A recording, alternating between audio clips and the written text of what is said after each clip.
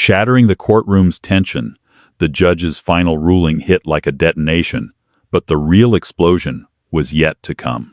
Bleeding from a dirty cop's cheap shot, a decorated Navy SEAL sat quietly in his handcuffs. To the onlookers, his life looked utterly destroyed until a single phone call made the walls cave in. The rain in Monroe County, Georgia, didn't wash away the grime. It only seemed to make it slicker. Dalen Garrison gripped the steering wheel of his battered 2014 Ford F-150, the wipers fighting a losing battle against the torrential downpour.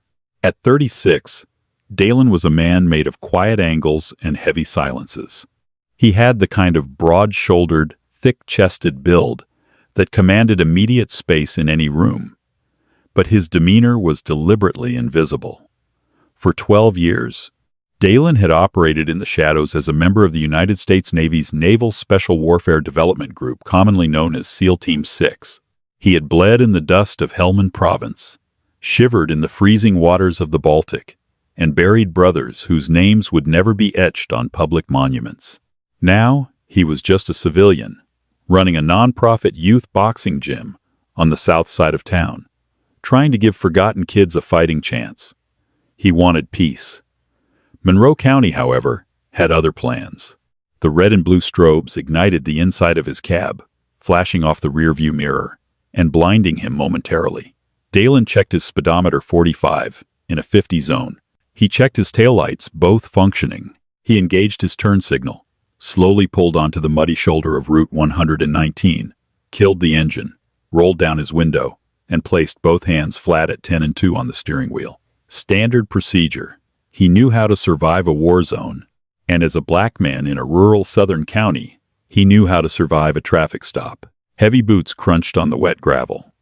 Officer Bradley Mitchell, badge 4,429, approached the truck. Mitchell was a local legend for all the wrong reasons.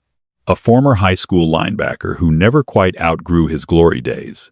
He possessed a thick neck, a buzz cut, and a reputation for brutality that the local police union spent thousands of dollars a year covering up.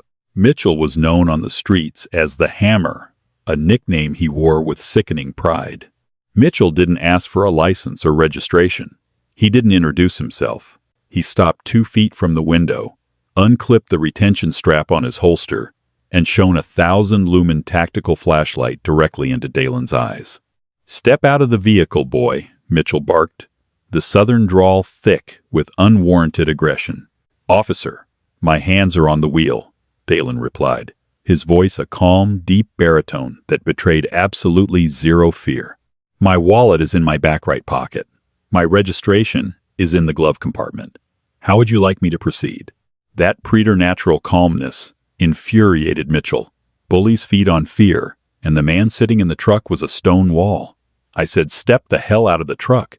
Mitchell roared, drawing his weapon and aiming it squarely at Dalen's temple. "Show me your hands!" "Get out." Dalen didn't flinch. His heart rate, conditioned by years of halo jumps and active firefights, remained a steady 60 beats per minute. Slowly, fluidly, he unbuckled his seatbelt with his left hand, keeping his right hand visible, and pushed the door open. He stepped out into the freezing rain. "Turn around. Hands on the roof." "Spread 'em," Mitchell ordered.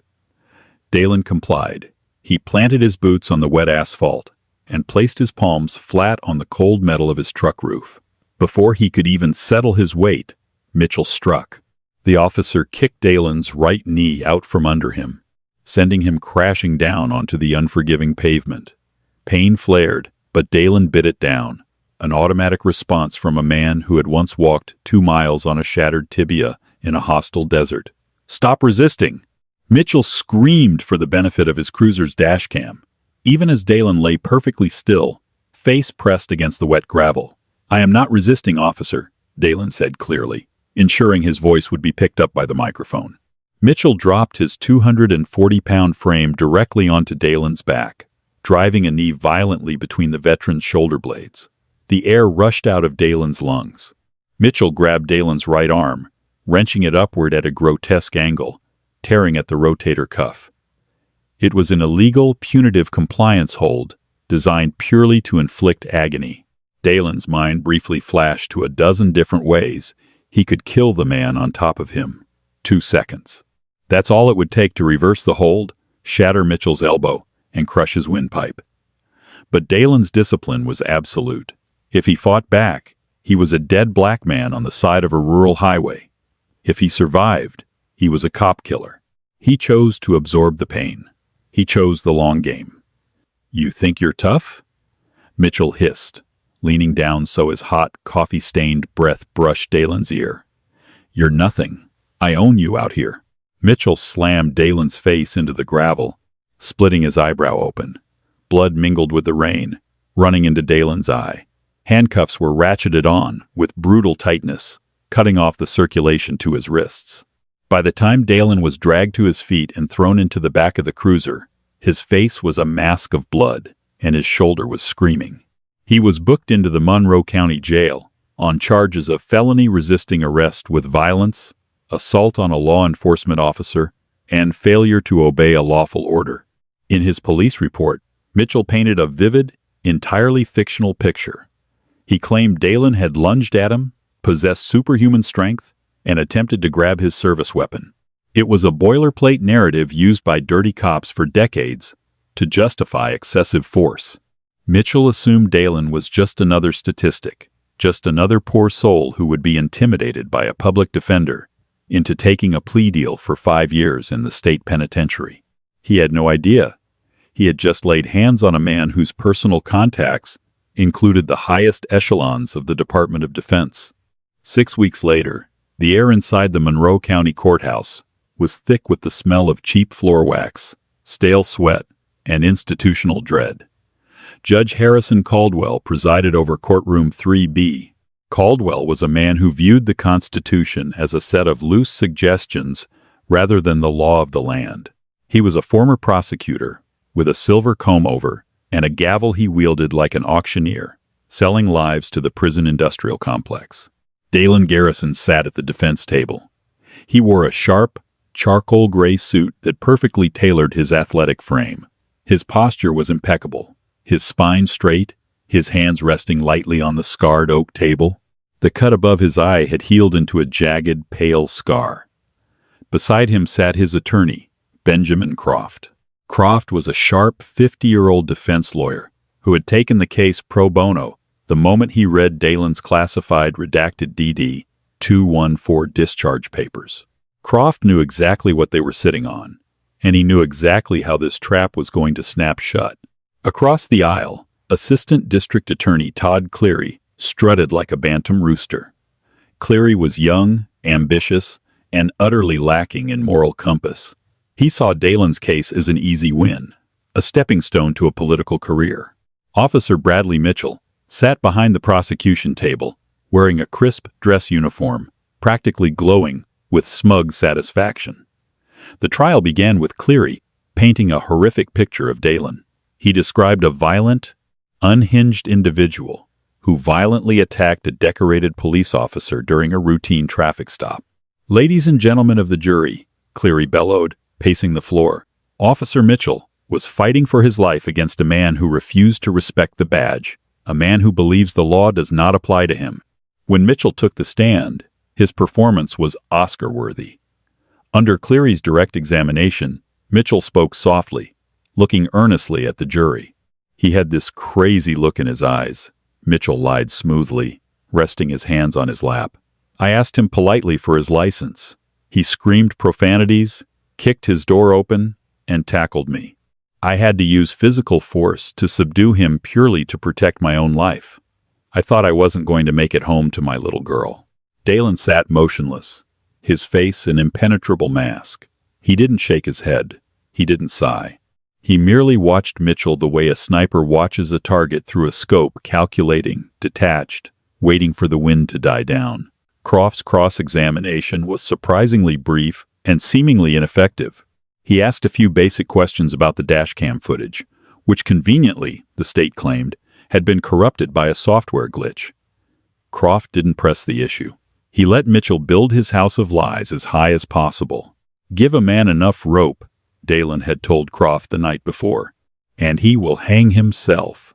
At noon, Judge Caldwell called for a 1-hour lunch recess. The jury was dismissed. As the courtroom cleared, Dalen was escorted by a young, inexperienced bailiff toward the private holding rooms near the back corridors of the courthouse to consult with Croft. The hallway was a blind spot, an architectural anomaly, out of view of the security cameras. Suddenly, the heavy wooden door to the corridor swung open. Officer Mitchell stepped into the narrow hallway, blocking the path. He nodded at the young bailiff. "Give us a minute, rookie. I need a word with the defendant." The bailiff, intimidated by Mitchell's rank and reputation, hesitated, then nervously stepped out into the main vestibule, leaving Dalen alone with the man who had framed him. Mitchell sneered, stepping aggressively into Dalen's personal space. "Your lawyer's a joke, boy," Mitchell whispered, his face flushing with malice. "You're going to pull 15 years at Reedsville. I'm going to make sure the guards know you like to fight cops. You won't last a month." Dalen looked down at Mitchell. "You lied under oath, Bradley. That's perjury. What you did on that highway was a violation of Title 18, Section 242, deprivation of rights, under color of law." Mitchell's eyes widened in genuine surprise, then narrowed into a furious squint. He hated the way Dalen spoke to him like an adult, reprimanding a petulant child. "You think you know the law?" Mitchell hissed. Without warning, Mitchell drew his heavy, steel-lined Maglite flashlight from his duty belt. In a flash of brutal motion, he swung it hard, striking Dalen directly across the left cheekbone. The sickening crack echoed in the empty hallway. Dalen's head snapped to the side. The skin over his cheek split open instantly, and bright crimson blood welled up, dripping down his jaw and staining the pristine white collar of his dress shirt. Pain radiated through his skull, a blinding white flash. Mitchell grabbed Dalen by the lapels of his suit, slamming him back against the concrete wall. "I am the law here. You take a plea deal when we get back in there, or the next time we're in a dark hallway, I'll put a bullet in your chest and say you went for my gun. Do you understand me?" Dalen tasted copper. He slowly turned his head, locking eyes with Mitchell. The sheer, predatory intensity in Dalen's gaze caused Mitchell's bravado to falter for a microsecond. The cop instinctively took a half-step back. "You should have killed me when you had the chance, Bradley," Dalen said softly, blood running over his lips. "Because you just ended your own life."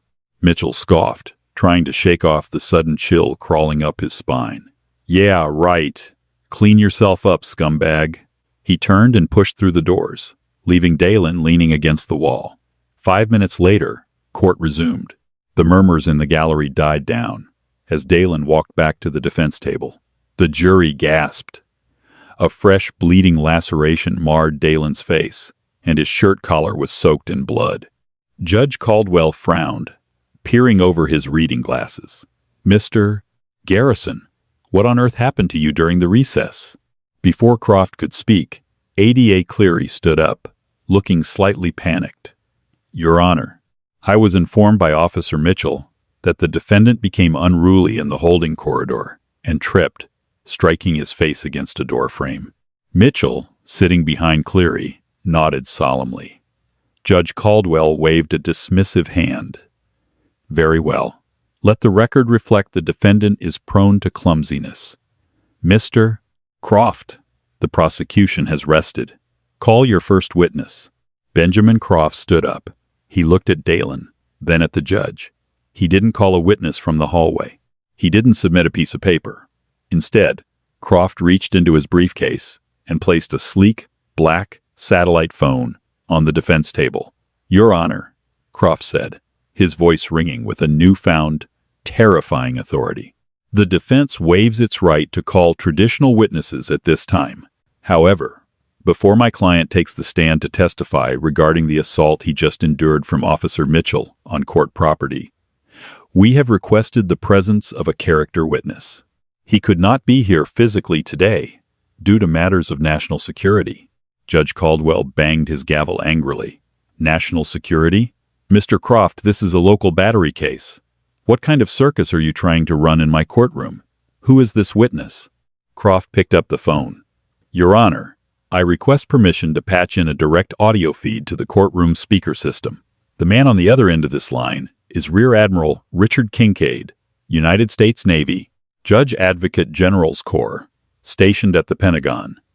And he is extremely eager to discuss exactly who Officer Mitchell assaulted. The smug smile on Officer Mitchell's face vanished instantly. Judge Harrison Caldwell's face turned the mottled, ugly color of an overripe plum.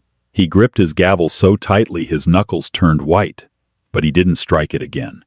The sheer audacity of Croft's request had temporarily short-circuited the judge's usual bluster. "A rear admiral?" Caldwell stammered, looking from the small black satellite phone to the bleeding man at the defense table.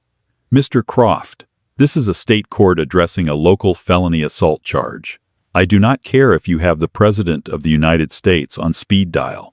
We do not pipe in telephone calls for character references." "It is not merely a character reference, Your Honor," Croft stated, his voice ringing with absolute, unshakable confidence. He reached into his briefcase and withdrew a thick manila envelope sealed with red, tamper-evident tape bearing the insignia of the Department of Defense. "It is a matter of evidentiary record. The man on this line is prepared to authenticate a piece of evidence that will conclusively prove my client's innocence and immediately implicate Officer Mitchell in federal crimes." Assistant District Attorney Todd Cleary leaped to his feet, his chair screeching against the polished hardwood floor. "Objection, Your Honor. This is an ambush. The defense submitted no such evidence in discovery. This is a procedural nightmare." "The evidence in question, Mr. Cleary," Croft countered smoothly, "was classified at the highest levels of national security until exactly 14 minutes ago, at which point a federal judge in Washington, D.C. signed an emergency declassification order. Would you like to argue jurisdiction with the Pentagon, Todd?"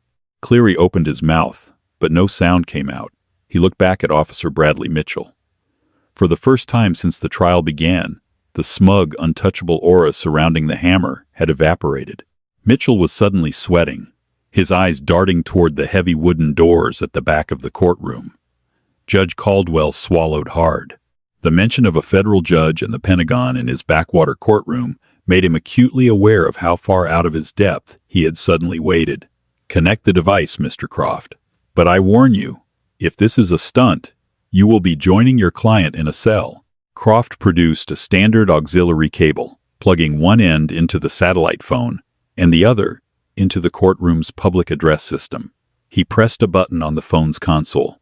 A sharp, electronic chirp echoed through the speakers, followed by a brief rush of static. Then, a voice filled courtroom 3B. It was a voice forged in brass and command, deep and resonant, radiating absolute authority. "This is Rear Admiral Richard Kincaid, United States Navy.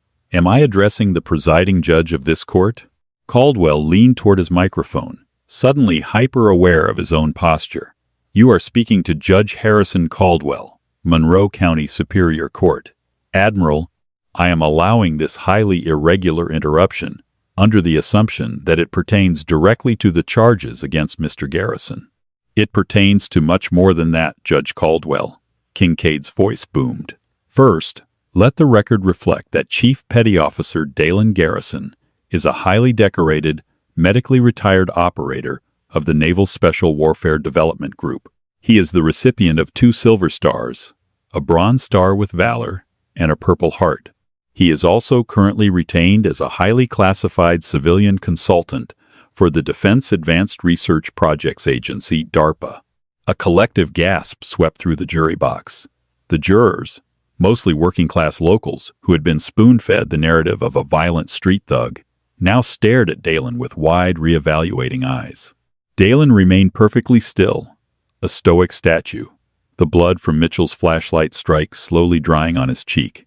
"Admiral," Caldwell interrupted, trying to regain control of his courtroom, "while Mr. Garrison's military record is commendable, it does not give him immunity from state laws, nor does it excuse assaulting a police officer." "He didn't assault anyone, Judge," Kincaid shot back, the chill in his voice dropping the temperature in the room. "And we have the telemetry to prove it." As part of Mr. Garrison's ongoing consultation with DARPA, he is mandated to wear a prototype biometric monitoring device. It is a subdermal implant in his left wrist, coupled with an encrypted smartwatch. It records heart rate, blood pressure, cortisol levels, and continuous high-definition audio. Behind the prosecution table, Officer Bradley Mitchell's face drained of all color. He looked like a man who had just stepped on a landmine and heard the click. Because Mr. Garrison possesses a top-secret SCI clearance, Kincaid continued relentlessly, that device streams encrypted data directly to a secure server at Fort Meade. We have the entire traffic stop recorded, Judge Caldwell. The state claimed the dash cam malfunctioned. Convenient. But our data did not malfunction. Croft stepped forward. Your Honor, Admiral Kincaid has transmitted the audio file to my device. I request permission to play Defense Exhibit A. Play it. Caldwell breathed, his eyes fixed on Mitchell, who was now gripping the edge of the table so hard, his knuckles were trembling. Croft tapped his laptop. The courtroom speakers hissed to life. The sound of torrential rain filled the room. Then, Mitchell's voice, aggressive, dripping with unprovoked malice. Step out of the vehicle, boy. Dalen's calm, measured response played next, followed by Mitchell's unhinged screaming. The jury heard the sickening thud of Dalen being thrown to the gravel. They heard the scuffle, and then, distinctly, Mitchell panting and whispering, "You think you're tough? You're nothing. I own you out here." Crucially, the DARPA telemetry overlay was projected onto the courtroom monitors by Croft. It showed a graph of Dalen's heart rate. During the entire brutal assault, Dalen's heart rate never spiked above 65 beats per minute. He was perfectly calm, entirely non-aggressive, absorbing the violence without resisting. Ada Cleary physically stepped away from Mitchell, as if proximity to the corrupt cop might somehow infect him. Judge Caldwell, Admiral Kincaid's voice returned, sharper now. That audio conclusively proves Officer Mitchell committed perjury and falsified a police report. But that is merely the beginning. Approximately 20 minutes ago, our servers received an acute stress alert from Mr. Garrison's biometrics, accompanied by a localized audio capture from the courthouse holding corridor. Mitchell stood up. Your Honor, I need to use the restroom, he blurted out, his voice cracking. He turned toward the exit. Bailiff, secure the doors, Caldwell shouted, a sudden, panicked realization dawning on him. The young bailiff rushed to block the main exit, resting a hand nervously on his sidearm. Croft didn't wait for permission. He triggered the second audio file. The courtroom listened in horrified silence as the events of the hallway recess were broadcast for all to hear. They heard Mitchell's threats. You're going to pull 15 years at Reedsville. I'm going to make sure the guards know you like to fight cops. They heard Dalen calmly citing federal civil rights law. And then, the sound that would end Bradley Mitchell's life as he knew it. A wet, heavy, sickening crack, followed by Mitchell's vicious snarl. I am the law here. You take a plea deal, or the next time we're in a dark hallway, I'll put a bullet in your chest and say you went for my gun. The silence that followed the recording was absolute and suffocating. The audio file ended, leaving only the faint hum of the courtroom's ventilation system. Juror number 4, an older woman in a floral dress, raised a trembling hand to her mouth, staring at Officer Mitchell with unadulterated disgust. The gallery behind the wooden railing erupted into furious whispers. Dalen Garrison sat calmly, dabbing at his bloody cheek with a white linen handkerchief Croft had handed him. He didn't look at Mitchell. He didn't need to. The predator had been caught in his own trap, and the jaws had just snapped shut with bone-crushing force. Your Honor, ADA, Todd Cleary stammered, his face pale. He was frantically shoving his papers into his briefcase. The state moves to immediately dismiss all charges against Mr. Garrison. Furthermore, my office will be opening an immediate investigation into— Save your breath, Mr. Cleary. Kincaid's voice cut through the speakers, dripping with contempt. Your office has looked the other way regarding Officer Mitchell's excessive force complaints for 6 years. The Department of Justice no longer trusts Monroe County to police its own. Before Judge Caldwell could formulate a response, the heavy oak doors at the back of the courtroom swung open, not the small side doors, but the massive, double doors used by the public. 4 men in tactical windbreakers walked into the room in a tight diamond formation. The bold yellow letters on their backs read, FBI. Leading them was Special Agent Robert Hughes, a veteran of the FBI's Civil Rights Division. He was a tall, severe-looking man holding a sheaf of papers. He didn't look at the judge. He didn't look at the jury. He walked straight past the wooden partition, bypassing the local bailiffs entirely, and stopped directly in front of the prosecution table. Officer Bradley Mitchell, Agent Hughes said, his voice carrying clearly across the stunned room. Stand up. Mitchell was paralyzed. The arrogant, swaggering bully who had terrorized the county for over a decade was suddenly reduced to a trembling, hollow shell. This is a misunderstanding, Mitchell whispered, his eyes darting frantically. I have qualified immunity. I was acting in the line of duty. You were acting under color of law to deprive a United States citizen of his civil rights, a violation of Title 18, Section 242, Hughes replied coldly. We also have warrants for aggravated battery, witness tampering, perjury, and falsifying official records. Stand up, or we will assist you. Mitchell slowly rose to his feet. Hands behind your back, Hughes ordered. As 2 federal agents flanked Mitchell, one of them reached to his duty belt. With a sharp tug, the agent stripped Mitchell of his service weapon, his taser, and his badge, tossing them onto the prosecution table where they clattered loudly against the wood. The agent then unclipped Mitchell's own heavy steel handcuffs, the exact same cuffs Mitchell had ratcheted so brutally onto Dalen's wrists 6 weeks prior. The loud click, click, click of the handcuffs locking around Mitchell's wrists echoed in the silent courtroom. It was the sweetest sound Dalen had heard in a long time. Judge Caldwell, Agent Hughes said, finally turning his attention to the bench, I have a subpoena here for all court records pertaining to this case, as well as the immediate preservation of all courthouse security footage. The Department of Justice is launching a comprehensive federal probe into the Monroe County Sheriff's Department, and we will be reviewing the conduct of this court as well. Caldwell swallowed visibly, his arrogant facade completely shattered. He was looking at the very real possibility of federal obstruction charges. This court will cooperate fully with the federal authorities, Agent Hughes. Mitchell was turned around, his face flushed red with humiliation and terror. As the agents marched him down the center aisle, he was forced to walk past Dalen Garrison. Dalen finally turned his head. He looked Mitchell directly in the eyes. There was no gloating in Dalen's gaze, no triumphant sneer, just the cold, hard, unyielding stare of a man who had survived monsters far worse than a dirty small-town cop. Mitchell looked away first, dropping his head as the heavy courtroom doors swung shut behind him. Admiral Kincaid, Croft said, leaning into the microphone, thank you for your testimony. You're welcome, Counselor, Kincaid replied. Mr. Garrison, take a few days. Heal up. We have a briefing in D.C. on Monday. Understood, Admiral. Dalen spoke for the first time since the trial began. His voice was steady and deep. I'll be there. The line disconnected with a final electronic beep. Judge Caldwell cleared his throat, adjusting his robes with trembling hands. The charges against the defendant are dismissed with prejudice. Mr. Garrison, you are free to go. Court is adjourned. Dalen stood up. He buttoned his suit jacket over his ruined, blood-stained shirt. He shook Benjamin Croft's hand warmly. Then, without looking back at the empty prosecution table or the pale judge, Dalen turned and walked out of the courtroom.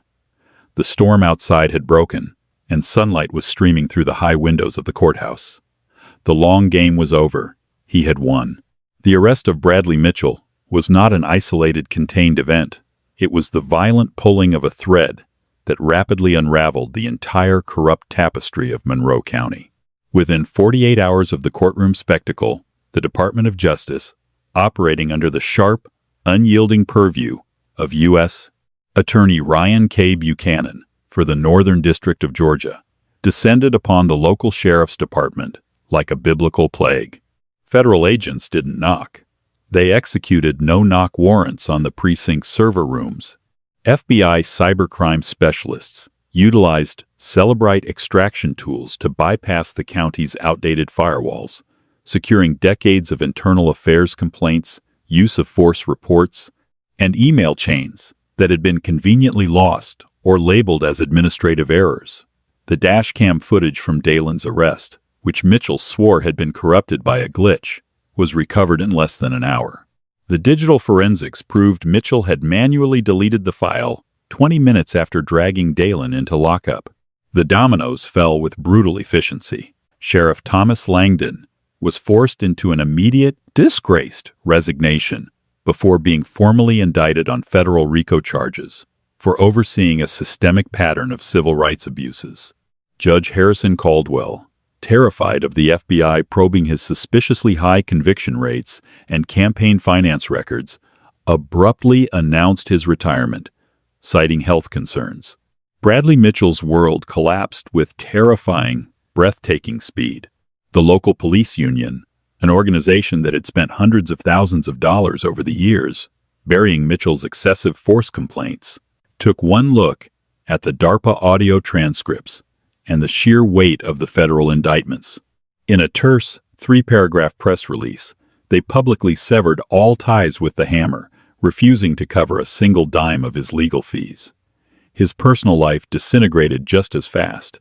His wife, exhausted by years of his volatile temper and terrified by the sudden freezing of their bank accounts, filed for divorce. She took their young daughter and moved back to her sister's house in Ohio, changing her phone number and leaving Mitchell entirely isolated. Unable to afford the high-powered, ruthless defense attorneys he desperately needed, Mitchell was assigned a federal public defender. She was a brilliant, overworked young woman who looked at him across the metal table of the visitation room with the exact same cold, clinical disdain he had shown the vulnerable citizens of Monroe County for over a decade. She offered no sympathy, only the bleak mathematics of his reality. The prosecution was merciless. Special Agent Robert Hughes didn't just bring the courthouse assault to the grand jury. He brought 6 other historical cases of aggravated battery. Victims who had previously been too terrified to speak out, poor, marginalized, and voiceless individuals Mitchell had brutalized, were suddenly empowered by the DOJ's protection. They lined up to testify. Facing a potential 55-year sentence in a maximum security federal penitentiary, the tough, swaggering cop finally broke. Sitting in a stark, windowless interrogation room, Bradley Mitchell wept. He sobbed into his hands, begging Agent Hughes for a plea deal. He pled guilty to 3 counts of deprivation of rights under color of law, 18 U.S.C. Section 242, 1 count of witness tampering, and 1 count of aggravated perjury. The federal judge, a stern, unforgiving appointee who despised police corruption, sentenced Mitchell to 14 years in federal prison without the possibility of early parole. But the real, crushing karma wasn't the length of the sentence. It was the destination. Mitchell was remanded to the Federal Correctional Institution, FCI, Jessup, a medium-security facility in southern Georgia. FCI Jessup housed a significant population of inmates from the surrounding counties, including dozens of men Mitchell had personally, and often violently, helped put behind bars. When the heavy steel doors of C Block slammed shut behind him on his first night, Mitchell wasn't a powerful law enforcement officer anymore. He was inmate 8849-22021. He was stripped of his badge, his gun, and his false authority, left wearing a standard-issue khaki uniform that offered no protection. As he walked down the tier toward his 6x8 concrete cell, the silence of the cell block was deafening. The eyes watching him from the shadows of the iron bars belonged to men with long memories and nothing but time.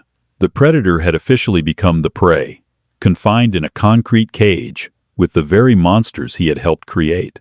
Mitchell spent his first night lying awake on a thin mattress, staring at the ceiling, realizing that for the next 14 years, every single day would be a fight for sheer survival.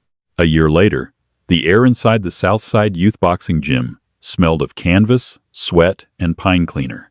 Dalen Garrison stood by the heavy bags, holding focus mitts for a scrawny 16-year-old kid named Leo.